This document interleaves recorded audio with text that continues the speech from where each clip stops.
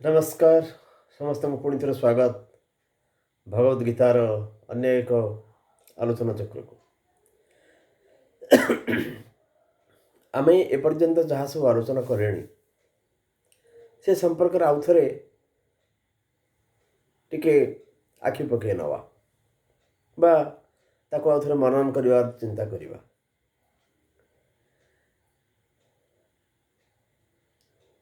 हुए तो आम जहाँ कि आलोचना करें आम आसिकी एमती एक जगार पहुँचीचे जो आम गत कि अध्याय यज्ञर कथा कहते एवं भगवद गीतार जो मुख्य वाक्य मुख्य शिक्षा यज्ञ उपर आधारित आम जदि एमती कहवा कारण कर्म करने कथा कहुई भगवद गीतार एवं से कर्म को लेकरी ठीक पहुँचे दि जाइए यज्ञ पाखरे जे आम जब केवल यज्ञ कर्म करवा ताहले से कर्म ही ठीक कर्म हम यज्ञ व्यतीत अन्य जो आम कर्म करवा से आसक्ति आसब बंधन एवं आसक्ति आ बंधन जो अच्छी सेठी आमे काम को ठीक कलु बोली केबे हेले दाबी करि परिबा नाही कारण जो नैष्कर्म्यर कथा कह जाउची से नैष्कर्म्य आम पहुँची पारिबा नाही। तेणु भगवद गीतार जो वेदांत दर्शनर मुख्य स्रोतटी रही जे आम समस्त भितर से एक ही सत्ता विद्यमान समस्त भितर कीट पतंग वृक्ष लता पशु पक्षी मनीष ये समस्त भितर से एका ब्रह्म विद्यमान चेहरारे आकार रे भिन्न भिन्न हेले भी आम समस्त भितर से रही यही जिनिस को बेले बेले मनीष बुझी पारे नहीं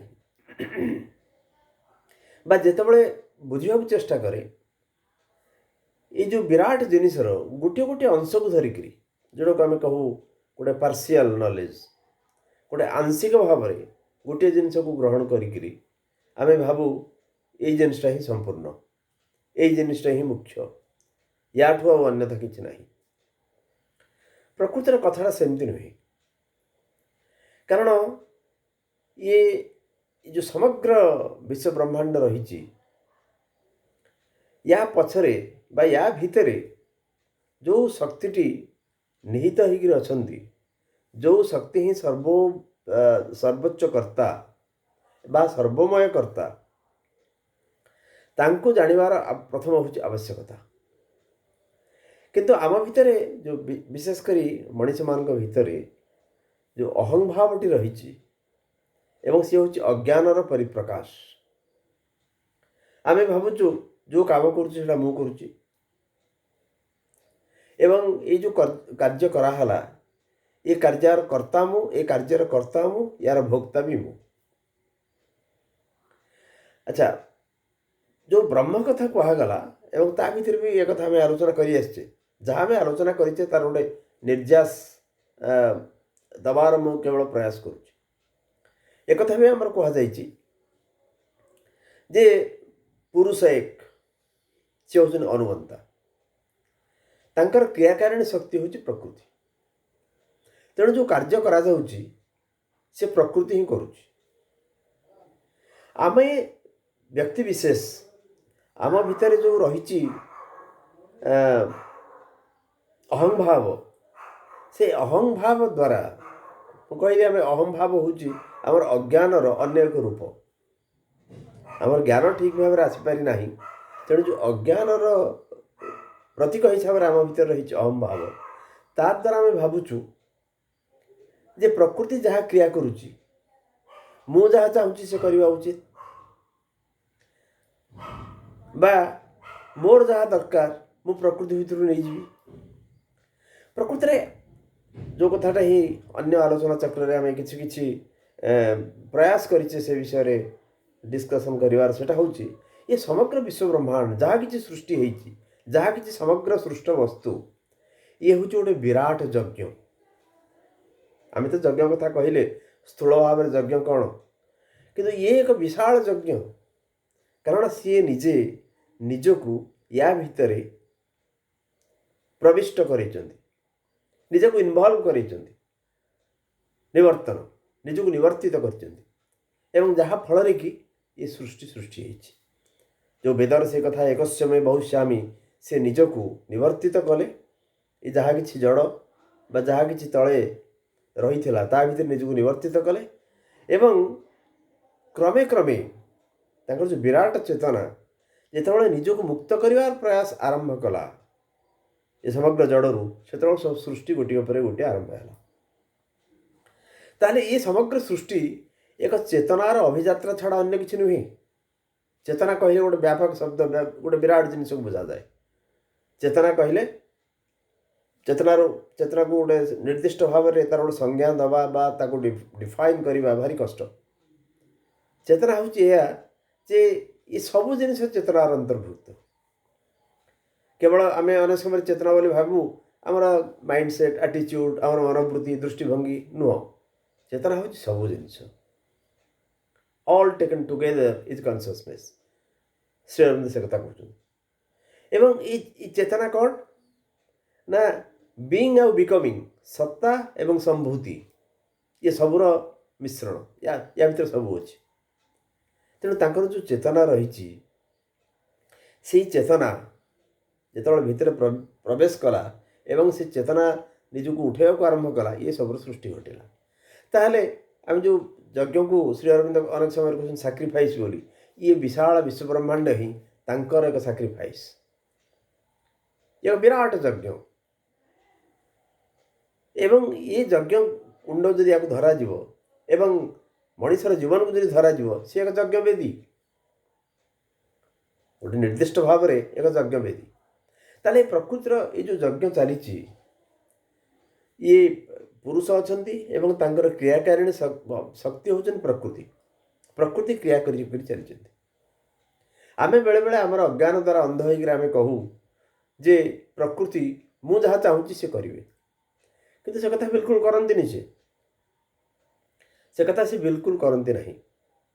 ତାଙ୍କର ଗୋଟେ ନିର୍ଦ୍ଦିଷ୍ଟ ଧାରା ଅଛି, ବା ସେ ଯେଉଁ ପ୍ରକୃତି ଯେଉଁ କ୍ରିୟା କରେ ବା କରନ୍ତି, ସିଏ ଏକ ତାର ପ୍ରଭୁ ହେଉଛନ୍ତି ଜଣେ, ତାଙ୍କର ନିର୍ଦ୍ଦେଶରେ ସେ କ୍ରିୟା କରନ୍ତି। ତାହେଲେ ଆମେ ଯେତେବେଳେ ଯଜ୍ଞ କହିଲେ ଆମର ମଣିଷମାନେ ଏବଂ ସେଇ ଦେବତାମାନଙ୍କ ଭିତରେ ଆଦାନ ପ୍ରଦାନର ମାଧ୍ୟମ ହେଉଛି ଯଜ୍ଞ, ଯେତେବେଳେ କହିଲେ ଯେ ପ୍ରକୃତି ଯାହା କରୁଛନ୍ତି ସେ ତାଙ୍କରି ଉଦ୍ଦେଶ୍ୟରେ କରୁଛନ୍ତି, ଆମେ ଭାବୁଛୁ ଯେ ପ୍ରକୃତି ମୋ କଥାରେ କରିବାକୁ ବାଧ୍ୟ। ସେ କଥା ବିଲକୁଲ କରୁନାହାନ୍ତି। ସେ ଅନେକ ସମୟରେ ଆମେ କ'ଣ କରୁ ଯେ ମୋର ଯାହା ଦରକାର ମୁଁ ତାକୁ ନେଇଯିବି, ପ୍ରତିଦାନରେ କିଛି ହିଁ ଦେବି ନାହିଁ। କାରଣ ଗିଭ୍ ଆଣ୍ଡ ଟେକ୍, ଏ ଦିଆ ନିଆର କଥା ହେଉଛି ଯଜ୍ଞ। ପ୍ରତିଦାନରେ ମୁଁ କିଛି ଦେବି ନାହିଁ, ସବୁ କିଛି ନେବି। ତୃତୀୟ ଅଧ୍ୟାୟରେ ଏକ ନିର୍ଦ୍ଦିଷ୍ଟ ଶ୍ଲୋକରେ ଭଗବାନ ଶ୍ରୀକୃଷ୍ଣ କହୁଛନ୍ତି ଇଏ ଏକ ଚୌର୍ଯ୍ୟ ପ୍ରକୃତି। ଜିନିଷକୁ ଯଜ୍ଞ ବୋଲି ନ ଭାବି ଆମେ ଯେଉଁ କେବଳ ମୁଁ ଭୋକ୍ତା ଏବଂ ମୁଁ କର୍ତ୍ତା, ସବୁକିଛି ଜିନିଷ ମୁଁ ଭୋଗ କରିବି, ଏପରି ଯଦି ମନୋବୃତ୍ତି ଆମ ଭିତରେ ଆସେ, ଆମର ଏ ସମଗ୍ର ଜୀବନର ମାନେ କିଛି ନାହିଁ, ସମଗ୍ର ଜୀବନ ମୂଲ୍ୟହୀନ ହୋଇଯାଏ। ଇଏ ଏକ ଚୌର୍ଯ୍ୟ ପ୍ରକୃତି ଛଡ଼ା ଅନ୍ୟ କିଛି ନୁହେଁ। ତାହେଲେ ତା ଯଦି ସତ୍ୟ ହୁଏ, ଯେଉଁ କାର୍ଯ୍ୟକଳାପ, କାରଣ ବହୁତ ଗୁଡ଼ିଏ ଜିନିଷ ପ୍ରକୃତି ଭିତରେ ଆମେ ରହିଛୁ, ପ୍ରକୃତିର ଅଂଶବିଶେଷ ହେଇକି ରହିଛୁ। ଯେଉଁ ପ୍ରକୃତି କ୍ରିୟା କରୁଛନ୍ତି ତାଙ୍କ ସହିତ ଆମେ ବି କ୍ରିୟା କରୁଛୁ, କାରଣ ଆମର ଏ ସମଗ୍ର ସତ୍ତା, ସମଗ୍ର ଜୀବନ, ଏ ସମଗ୍ର ଶରୀର ସେ ପ୍ରକୃତିର ଏକ ଅଂଶବିଶେଷ। ତାହେଲେ ଏ ସବୁ ଯଦି ପରସ୍ପର ମିଳିମିଶିକିରି ଅଛନ୍ତି, ଆମେ ଯେତେବେଳେ କହୁ କେବଳ ମୁଁ କରିବି, ମୋ ଦ୍ୱାରା କାମ କରାଯାଉଛି ଏବଂ ଏ କାର୍ଯ୍ୟର ଯାହା କିଛି ଫଳ ଆସିବ ସେସବୁ ମୁଁ ଭୋଗ କରିବି, ହେବନି, ବିଲକୁଲ ହେବନି, ସେମିତି ହୁଏ ନାହିଁ। ତାହେଲେ ଆମେ ବୁଝିବା ଏ ସମସ୍ତଙ୍କ ଭିତରେ ବ୍ରହ୍ମ ଅଛନ୍ତି। ଆମେ ଯଦି ନିର୍ଦ୍ଦିଷ୍ଟ ଭାବରେ ଯଜ୍ଞ କରୁଛେ କୌଣସି ନିର୍ଦ୍ଦିଷ୍ଟ ଦେବାଦେବୀଙ୍କ ପାଇଁ, ବେଳେବେଳେ ଆମେ ଯେଉଁ ଆମର ସ୍ଥୂଳ ଆନୁଷ୍ଠାନିକତା ଭିତରେ ଆମେ ଯଜ୍ଞ କରୁ, ଗୋଟେ ନିର୍ଦ୍ଦିଷ୍ଟ ଦେବତାଙ୍କୁ ସାଟିସ୍ଫାଏ କରିବା ପାଇଁ, ସନ୍ତୁଷ୍ଟ କରିବା ପାଇଁ, ତୃପ୍ତ କରିବା ପାଇଁ କରୁ, से देवता भी जो जहाँ आम करूँ सी भी से जो परमंकर अंश विशेष। तेणु उत्तम रहस्यम भगवत गीतार जो कहुच्छी सी हूँ से पुरुषोत्तम। आम ये जो यज्ञ कथा कहूँ ये यज्ञ हूँ से पुरुषोत्तम उद्देश्य यहीटा प्रथम आमको मन रखा पड़ो। कारण भगवत गीतार मुझे यही आलोचना चक्र आरंभ करने तार शिक्षार मूल बीज हूँ यज्ञ। ये समग्र विश्व ब्रह्मांड एक यज्ञ एवं आमर जीवन मध्य एक क्षुद्र क्षुद्र यज्ञ। ता भीतर प्रकृतिर कार्यकारिता से मध्य एक यज्ञ। गोटे गिव एंड टेक माने प्रिंसिपल दिया नियार विधान दबा नबार जो नियम तार भीतर ही चली समग्र विश्व ब्रह्मांड। मनीष हिसाब से आमर किसी कर्तव्य रही मनीषर जो अग्रगति होती बहुत समय मनीष तार अज्ञान जो जापर ना किंतु किंतु जो जो मनीष मैंने टी एनलाइटेंड होती कि आलोकर स्पर्श पाई से देखते ना ना मो भीतर जी अच्छी से अन्य भीतर अच्छी केवल मो कहीं चिंता करी मु अन्य मानक भी चिंता करी से सभ्यतार जो क्रम विकास होती ये सभ्यतार क्रम विकास रे गोटे एथिकल स्टेज अच्छी। एथिकल हूँ एथिक्स अर्थ हूँ नीति नियम सब जिन गोटे नीति नियम श्रृंखला भितर रखापी किसी एथिक्स सृष्टि कराई भल मंद भितर डिस्क्रिमिनेशन करा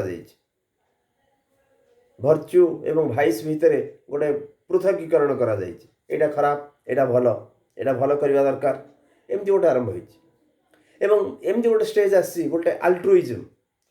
अल्ट्रुइज्म अर्थ हूँ परोपकाराय स्वर्गाय अन्य मु किछु करी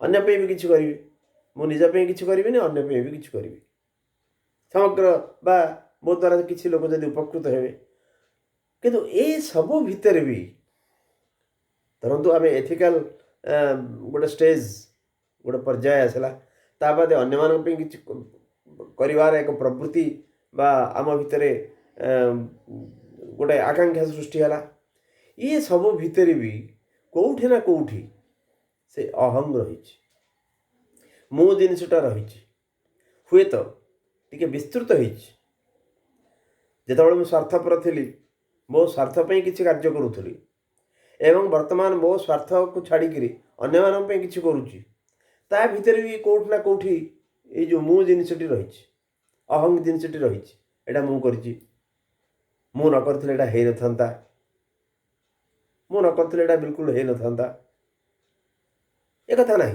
तेणु जो नैष्कर्म्यर कथा कहुच्छी नैष्कर्म्य आम देखिले जे नैष्कर्म्यर अवस्था कर्म छाड़िकी कर्मरु पलायन नुह बा सीधासख सन्यास नुहे कर्म करने को पड़ो कर्म न करिक उपाय नहीं ताल जब कर्म करवा क्या प्रकृति भितर रही कर्म करने को पड़ो से जो नैष्कर्म्यर अवस्था नैष्कर्म्यर अवस्था केत प्राप्त हम जिते आम भितर से जो अहंटी को आम नष्ट करदे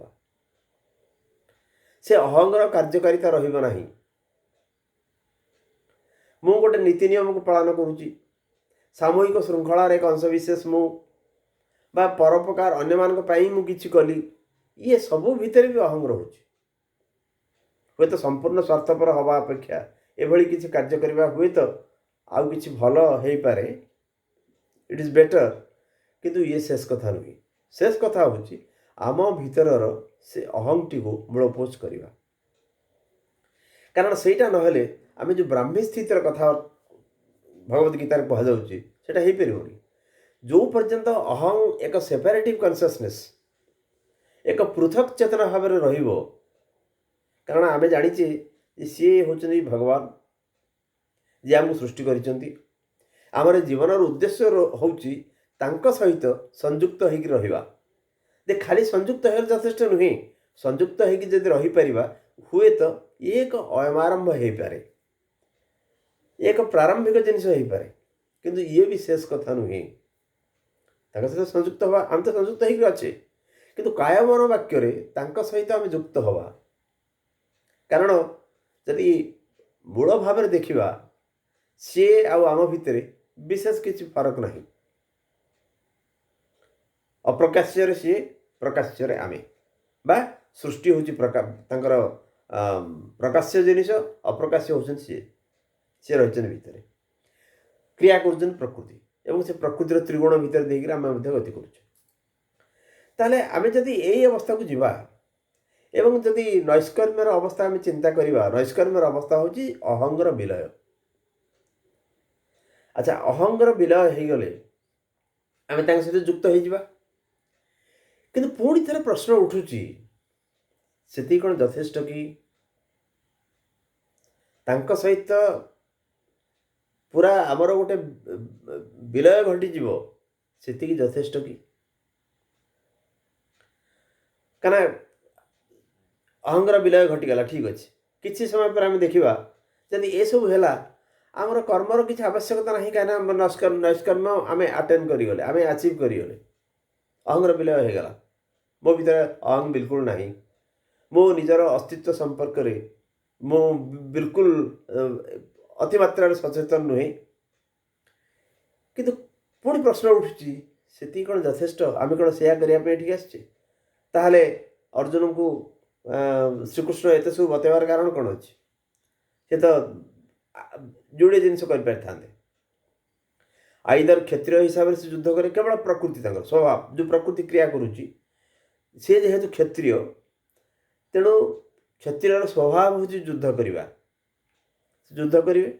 କିମ୍ବା ଯେହେତୁ ସେ ତାଙ୍କର ନୈଷ୍କର୍ମ୍ୟ ଅବସ୍ଥାକୁ ଆସିଗଲେ, ତାଙ୍କ ଭିତରେ ଅହଙ୍ଗର ବିଲୟ ଘଟିଗଲା, ସେ ଆଉ ନିଜ ପାଇଁ କିଛି ଚାହୁଁନାହାନ୍ତି, ତାହେଲେ ସେ ସନ୍ନ୍ୟାସ ନେଇଯିବେ। ବରଂ ସନ୍ନ୍ୟାସଟା ବେଟର, ଯୁଦ୍ଧ କରିବା ଅପେକ୍ଷା ସନ୍ନ୍ୟାସ ଆହୁରି ଭଲ। କାରଣ ଲୌକିକ ଦୃଷ୍ଟିରୁ ଦେଖିଲେ ଯଦି ଯୁଦ୍ଧ ହୁଏ, ନରସଂହାର ହେବ, ଅନେକ ଲୋକ ମୃତ୍ୟୁବରଣ କରିବେ, ରକ୍ତପାତ ଘଟିବ, ତା ଅପେକ୍ଷା ସନ୍ନ୍ୟାସ ନେଇଯିବା ଭଲ। କିନ୍ତୁ ଭଗବତ ଗୀତା ସେଇ କଥା ବିଲକୁଲ କହି ନାହିଁ, ଶ୍ରୀକୃଷ୍ଣ ସେ କଥା ବିଲକୁଲ କହୁନାହାନ୍ତି। ଆତ୍ମା ପରମାତ୍ମା ସହିତ ମିଶିଯିବ ଅନ୍ୟ ଏକ ସ୍ତରରେ ଯାଇକରି, ବା ସଚେତନ ଭାବରେ ଆମେ ତାଙ୍କ ସହିତ ଗୋଟେ ମିଶିଗଲୁ, କାରଣ ଆମ ଭିତରେ ଅହଂ ସରିଗଲା, ଆମର ଭିତରେ ଆଉ କାର୍ଯ୍ୟ କରିବାର କିଛି ନାହିଁ, ବା କାର୍ଯ୍ୟ ବନ୍ଦ ହେଇଯିବ ଯେଉଁଠି ଅହଙ୍ଗର ବିଲୟ ଘଟିଗଲା, ଏବଂ ଆମେ ଯେତେବେଳେ ତାଙ୍କ ସହିତ ସଂଯୋଗଟାକୁ ସ୍ଥାପନ କରିପାରିଲୁ, ସେତେବେଳେ କାମର ମଧ୍ୟ କିଛି ଆବଶ୍ୟକତା ନାହିଁ, ଯେଉଁଟାକି ଆମର ନୈଷ୍କର୍ମ୍ୟର ଅବସ୍ଥା ସାଂଖ୍ୟ କହୁଥିଲା। ସାଂଖ୍ୟ ଏବଂ ବେଦାନ୍ତ ଭିତରେ ସୁନ୍ଦର ଗୋଟେ ସମନ୍ୱୟ ଆଣିଛି ଗୀତା, ସେ ବିଷୟରେ ଆମେ ଆଲୋଚନା କରିସାରିଛେ। କିନ୍ତୁ କଥା ହେଉଛି, ଆମେ ତାଙ୍କ ସହିତ ମିଶିବା, ବା ଏ ସମଗ୍ର ଦୃଶ୍ୟମାନ ଜଗତ ପ୍ରତ୍ୟେକ ଅଣୁ ପରମାଣୁ ଭିତରେ ତାଙ୍କୁ ରିଅଲାଇଜ୍ କରିବ, ଉପଲବ୍ଧି କରିବ, ଇଏ ହେଉଛି ସୃଷ୍ଟିର ଲକ୍ଷ୍ୟ। ସେ ଯେଉଁ ସୃଷ୍ଟି କରିଛନ୍ତି, ଗ୍ରାଜୁଆଲି ଆରମ୍ଭ ହେଇଛି, ଆସ୍ତେ ଆସ୍ତେ କ୍ରମେ କ୍ରମେ ସିଏ ନିଜକୁ ସମ୍ପୂର୍ଣ୍ଣ ରୂପେ ଏଠି ପ୍ରତିଭାତ କରିବେ, ବା ଆମ ଭିତରେ ପ୍ରକାଶିତ ହେବେ। ଯଦି ସିଏ ଆମ ଭିତରେ ପ୍ରକାଶିତ ହେବେ, ଆମେ ସମଗ୍ର ଖାଲି ଅହଂ ଟିକେ ବିଲୋପ କରିଦେଇକିରି ଆମେ ଗୋଟେ ଅପୂର୍ଣ୍ଣ ଭାବରେ ତାଙ୍କ ଭିତରେ ମିଶିଯିବାର ଯେଉଁ ବା ମିଶିଯିବା, ସେଇଟା କ'ଣ ଭଗବତ ଗୀତା ଚାହୁଁଛି କି? ଭଗବତ ଗୀତା ବରଂ ପରୋକ୍ଷରେ ଚାହୁଁଛି, ପରୋକ୍ଷ ନ ପ୍ରତ୍ୟକ୍ଷରେ ଚାହୁଁଛି ଯେ ଆମେ ସମ୍ପୂର୍ଣ୍ଣ ହେବା, ପରଫେକ୍ଟ ହେବା, ଆମେ ସମ୍ପୂର୍ଣ୍ଣ ରୂପେ ବିକଶିତ ହେବା। ଅହଂ ବିଲୟ ଘଟିଲା, ଇଏ ଗୋଟେ ପର୍ଯ୍ୟାୟ, ଇଏ ଗୋଟେ ଆରମ୍ଭ, ଅହଂ ନାହିଁ। କିନ୍ତୁ ତା ସତ୍ତ୍ୱେ ବି ଆମେ କାମ ଛାଡ଼ିପାରିବା ନାହିଁ, କାରଣ ସିଏ ଆମ ଭିତରେ ଅଛନ୍ତି, ସିଏ ଆମ ଭିତରେ ଅଛନ୍ତି। ଆମେ ତାଙ୍କ ସହିତ ଯେତେବେଳେ ସମ୍ପୂର୍ଣ୍ଣ ରୂପେ ଆମର ମିଳନ ଘଟିବ, ବିଲୟ ନୁହେଁ, ମିଳନ ଘଟିବ, ଏକ ସମ୍ପୂର୍ଣ୍ଣ ଭାବରେ ସେ ମିଳନ ଘଟିବ। ଆମେ ମଣିଷ ବା ଏଇ ଯେଉଁ ସୃଷ୍ଟିର ସର୍ବୋଚ୍ଚ ସୀମାକୁ ଯିବା ଏବଂ ସେଇ ଅବସ୍ଥାରେ ତାଙ୍କ ସହିତ ଯୁକ୍ତ ହେବା, ସେଇ ଅବସ୍ଥାରେ ତାଙ୍କ ସହିତ ଯୁକ୍ତ ହେବା, ଅପୂର୍ଣ୍ଣ ଭାବରେ ନୁହେଁ, ବା ଅର୍ଦ୍ଧ ସମ୍ପୂର୍ଣ୍ଣ ଅବସ୍ଥାରେ ନୁହେଁ, ଆମକୁ ସମ୍ପୂର୍ଣ୍ଣ ଭାବରେ ତାଙ୍କ ସହିତ ଯୁକ୍ତ ହେବାକୁ ପଡ଼ିବ। ଯଦି ଏକଥା ସତ୍ୟ, ତାହେଲେ ଆମେ ଯାହା କରୁଛେ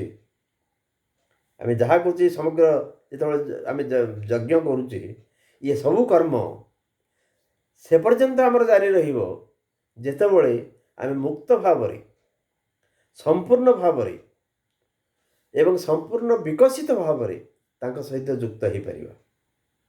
ତାହେଲେ ଆମେ ଯାହା କରୁଛେ से अन्य देवता उद्दिष्ट हेले भी ये समग्र यज्ञर अधीश्वर होउछन्ति सीए। आमे यज्ञ कथा आलोचना करथिले। आज आमर आलोचनार विषयवस्तु होउछि, विषयवस्तु हम जानि शुनि प्रथम कहि नथिली जे यज्ञर अधीश्वर कहा पे तो यज्ञ करबा। आमे जहाँ पे यज्ञ करुचे हुए तो कौन से निर्दिष्ट देवादेवी पे ताकू सी ही पाती।